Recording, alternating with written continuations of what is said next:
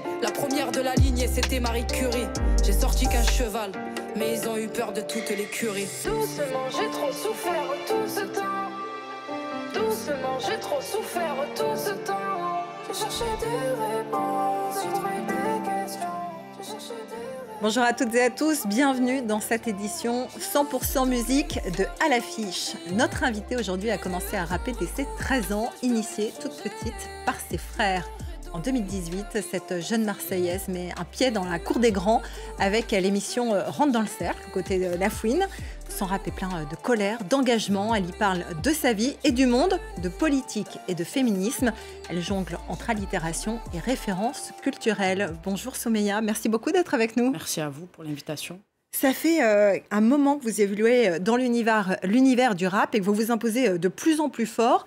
Votre clip Tout ce temps est sorti il y a 2 semaines à peine. Il dépasse déjà 125 000 vues. C'est énorme. Vous attendiez à ce succès ? Non, franchement, non. C'est des surprises quand ça se présente C'est des comme belles ça surprises, ouais. On va dire que c'est parti d'un réseau social TikTok où il y a eu beaucoup de réactions et puis le lien est en description, donc les gens ont cliqué et ça fait vraiment plaisir. Ouais, les réseaux sociaux, Internet, ça aide quand même pas mal les jeunes artistes. Ah oui, non, c'est clair, surtout les artistes indépendants comme moi, parce que je suis en indépendance et du coup, c'est un outil vraiment essentiel.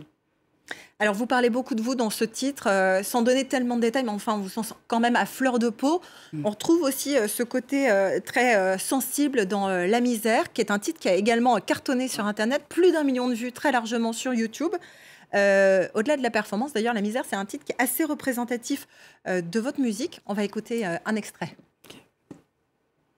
Pour des ressources humaines, c'est la guérilla. Ils colonisent des terres et après ils se cassent. Mon père a fui l'Algérie à cause de ça. Je suis pas là pour te rafraîchir la mémoire. La misère est partout, c'est la vérité. Faut des pauvres et des riches pour l'économie. Moi, mes parents, leur vie, ils l'ont sacrifié. C'est pour ça que je suis devenue ce que je fuis. Tant de choses à dire, je m'arrête plus. Et mon putain de vécu, je l'ai pas choisi. Elle sort d'où cette fille? Ben, elle vient de la rue. C'est pour ça que personne ne m'a vu venir. Les jours passent et je ressens plus de sentiments. Des blessures qui me tapent comme une sentinelle. Et je fume de la frappe pour me sentir mieux. Ils ont rigolé quand j'étais dans la merde, hein. J'ai la même démarche que McGregor et je les soulève tous un par un dans une cage. Je suis la reine du sud, ne me joue pas les parrains. Moi je peux venir t'allumer comme Mendoza. Et les misogynes, je les calcule pas. Allez-y fantasmer sur du Nicki Minaj.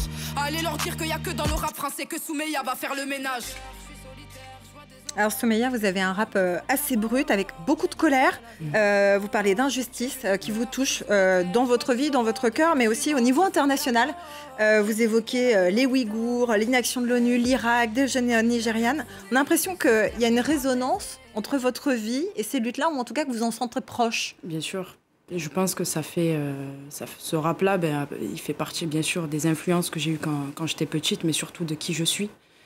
C'est vrai qu'avant d'être rappeuse, moi je suis prof de tennis dans les quartiers nord de Marseille, donc grâce à l'association Faites le Mur.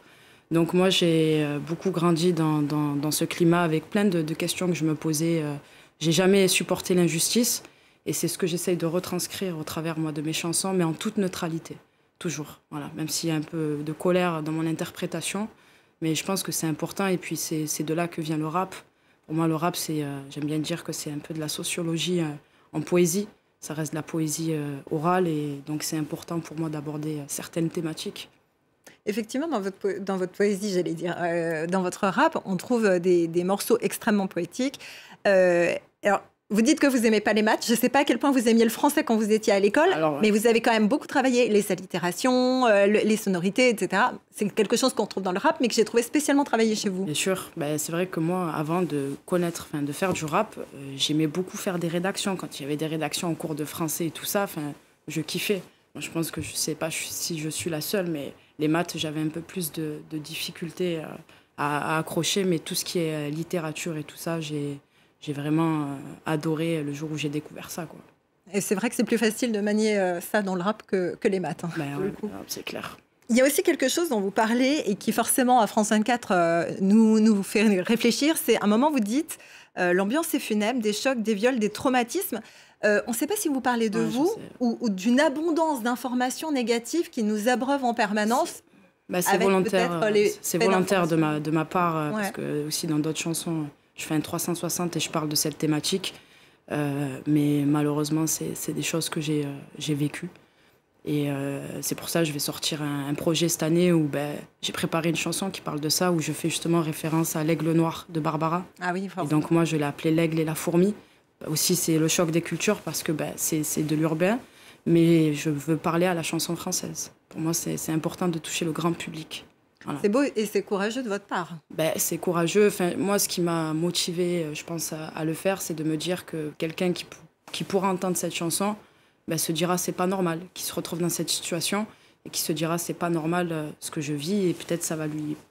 C'est vraiment pour aider. Parce que je suis très pudique justement au niveau, moi, déjà dans la vie de tous les jours.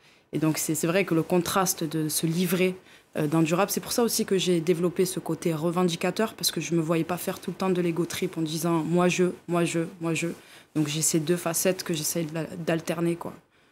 Et ce côté très pudique, le fait d'être une femme dans un milieu très masculin, machiste, pour pas dire carrément misogyne parfois sur les bords, ça vous fait pas peur de vous exposer comme ça dans vos chansons, dans du rap? Vu que j'ai pas fait encore, justement, j'ai pas sorti publiquement de chansons justement qui parlent encore vraiment de ça, je laisse sous-entendre, même dans mon instinct, je dis à 5 ans, je me rappelle, j'avais plus de rêves. Je sais moi de quoi je parle, vous voyez, j'essaye d'envoyer un peu des préambules et on comprendra mieux qui je suis, je pense, quand je sortirai mon premier projet. Mais bien sûr que ça fait peur. Et puis moi, quand j'étais à l'époque du collège, ce qui m'a aidé à me livrer, c'est Eminem.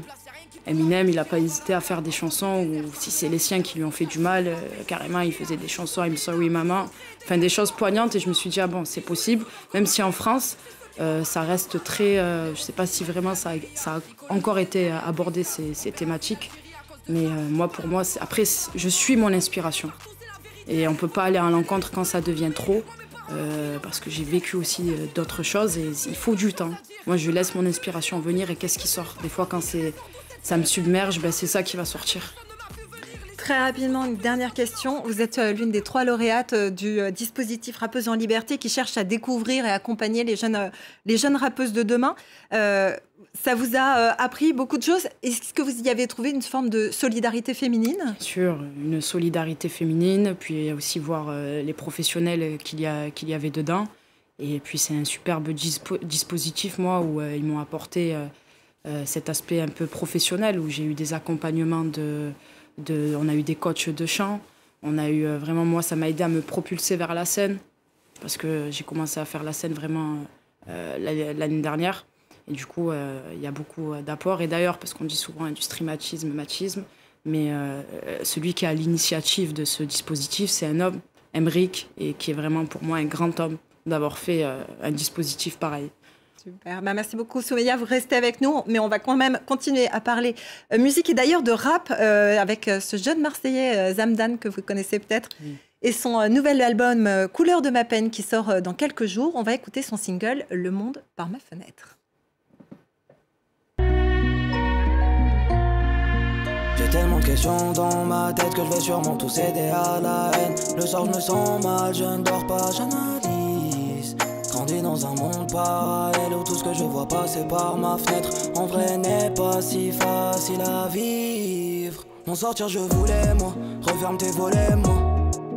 J'y crois dur même si la vie nous a pas fait de cadeau. Je parle à mes morts tous les soirs, ils vivent dans ma mémoire. J'ai encore 2-3 trucs à faire ici-bas. Une autre sortie cette semaine, la chanteuse franco-nigériane Asha est de retour avec un nouvel album, Five, qui sera dans les bacs le 25 février. Elle y dévoile le single Mayana, ça veut dire demain. C'est un mélange d'afropop et de soul. On va écouter quelques secondes de sa musique. Let's go away. In the night when the lights out, let's go away. To an island far away. You and I, we will live here together. You and me, my forever. Aye, aye, aye, aye, aye, aye, aye. Alors, sur cet album, Asha a invité d'autres grands artistes nigérians à participer, Wizkid, Caveman, Amarae. Vous, Soumeya, vous aimeriez collaborer avec quel artiste? Alors je dirais un artiste que j'ai vraiment écouté tout au long de ma jeunesse, Rof. Voilà, le jour aussi je peux avoir un featuring avec Rof dans mon album. Eh ben, peut-être qu'il nous entend et qu'il viendra vous contacter pour faire Ça le fera. quelque chose avec vous. Allez, c'est déjà la fin de cette émission. Merci à vous de nous avoir suivis. Merci à vous, Soumeya, d'être venue nous parler de votre musique.